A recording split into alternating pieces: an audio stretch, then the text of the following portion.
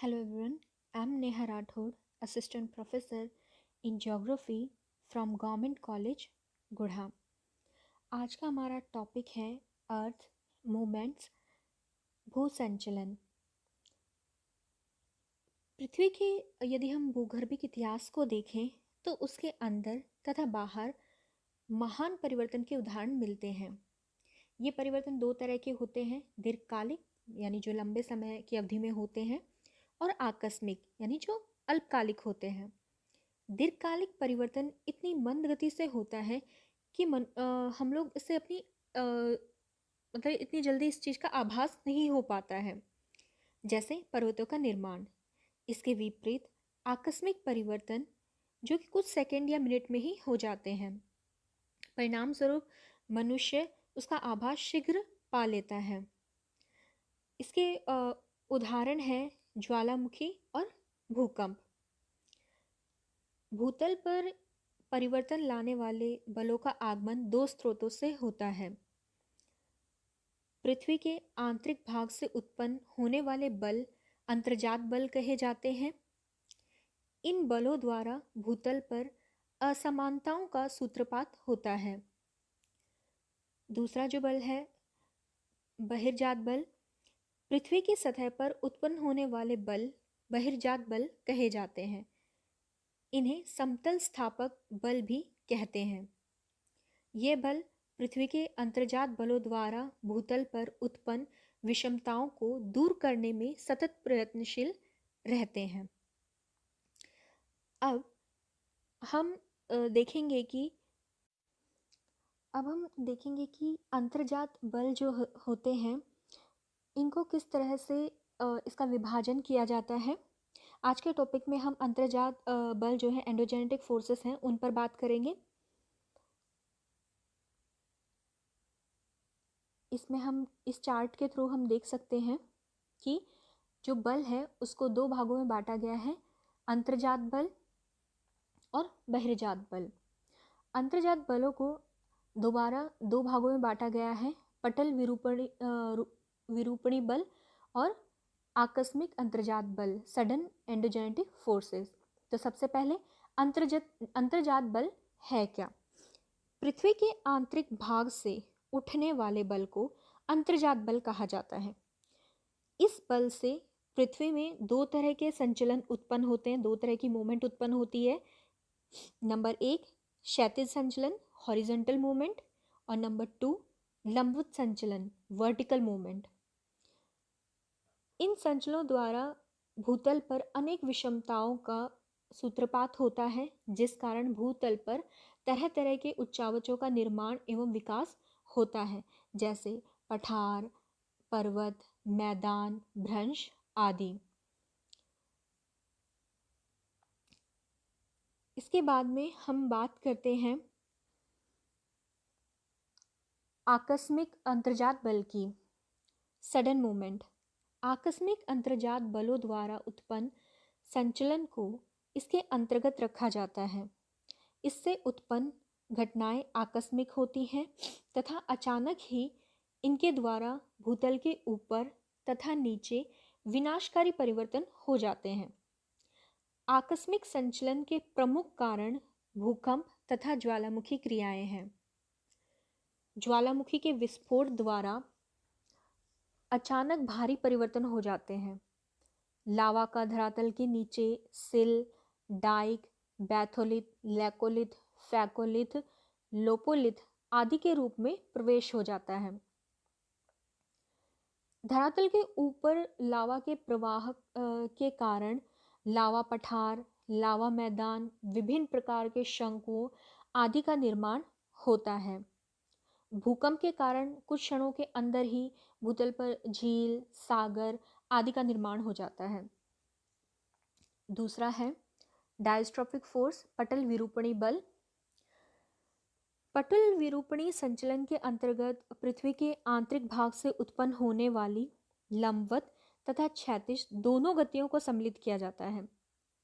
पटल विरूपणी बल मंद गति से कार्य करते हैं तथा इनका प्रभाव हजारों वर्षों बाद दिखता है तथा वृत्ताकार स्थल रूपों का निर्माण होता है, मतलब बहुत बड़े स्थल रूपों का निर्माण होता है।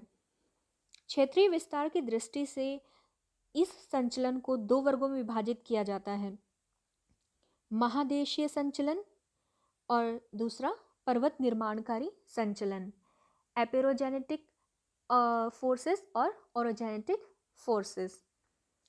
सबसे पहले महादेश जनक जो बल है इसकी बात करते हैं।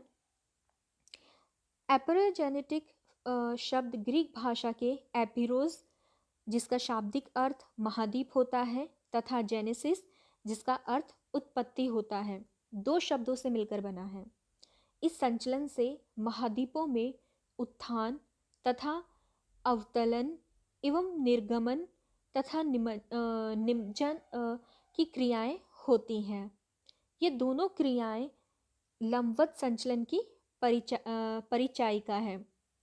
दिशा के आधार पर इसे पुनः दो वर्गों में विभाजित किया जाता है, ऊपरी मुखी संचलन और अधोमुखी संचलन, अपवर्ड मूवमेंट और डाउनवर्ड मूवमेंट।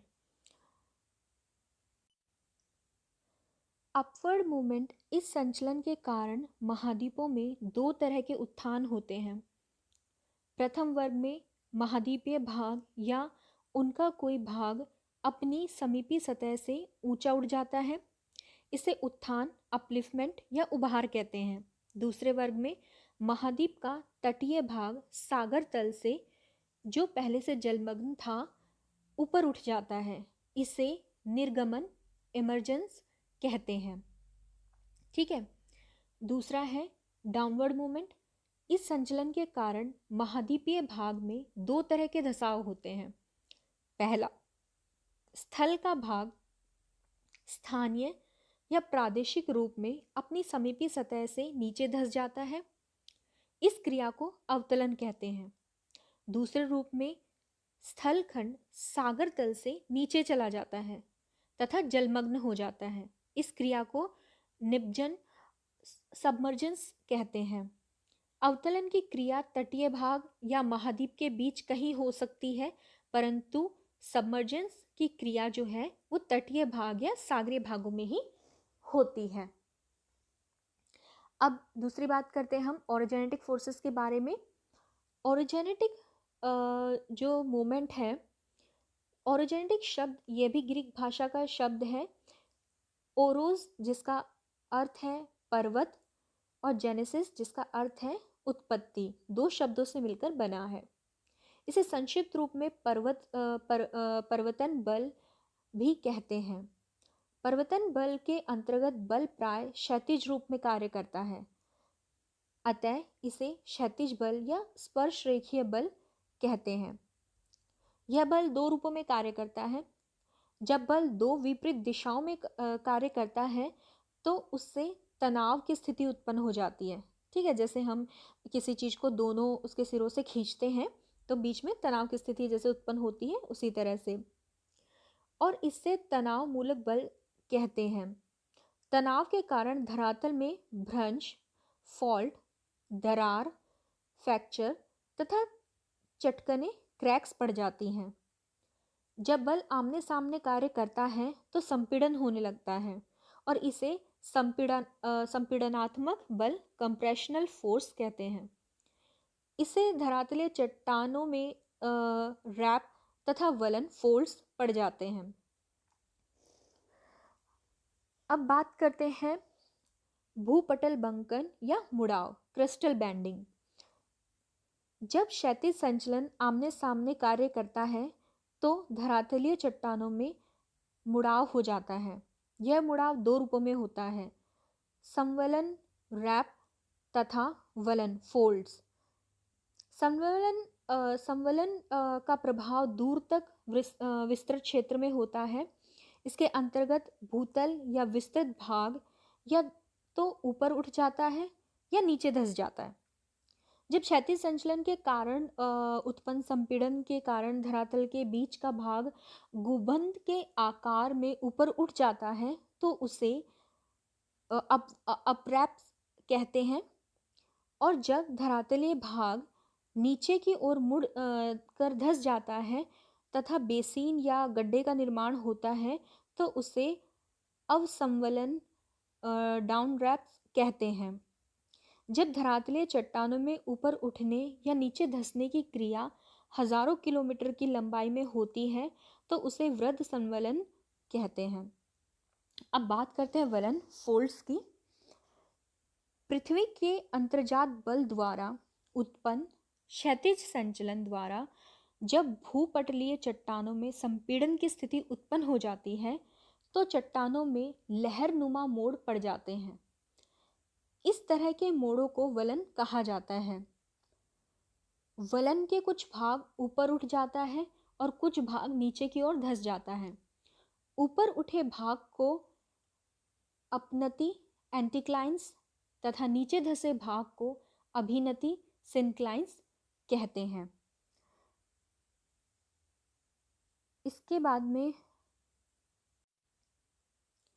तो आज के टॉपिक में इतना ही। आगे का पार्ट हम नेक्स्ट वीडियो में कवर करेंगे। धन्यवाद।